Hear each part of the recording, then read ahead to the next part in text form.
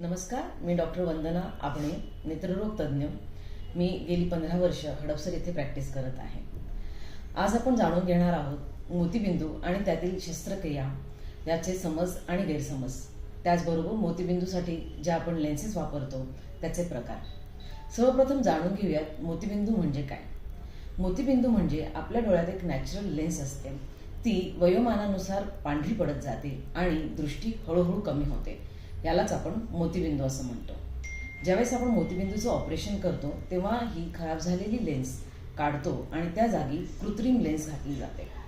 आता ह्या कृत्रिम लेन्सचे अनेक प्रकार आहेत. Monofocal, extended depth lens and multifocal.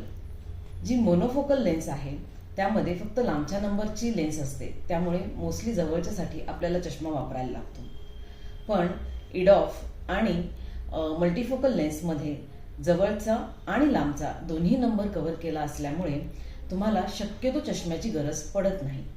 तरीही कधी कधी बारीक सारीक वाचण्यासाठी, खूप लांबचं बारीक बघण्यासाठी थोडाफार चष्मा वापरावा लागू शकतो. म्हणजेच आपल्याला चष्म्यावरचं अवलंबन पूर्ण घालवायचं असेल तर आपल्याला मल्टीफोकल किंवा इडॉफ या लेन्सेस वापराव्या लागतात. जर आपल्याला चष्मा चालणार असेल तर आपल्याला मोनोफोकल लेन्स घातली तरी चालू शकते. सर्व लेन्सेस ह्या चांगल्याच असतात. फक्त आपली गरज काय आहे हे बघून आपण त्याप्रमाणे लेन्स चूज करतो. धन्यवाद.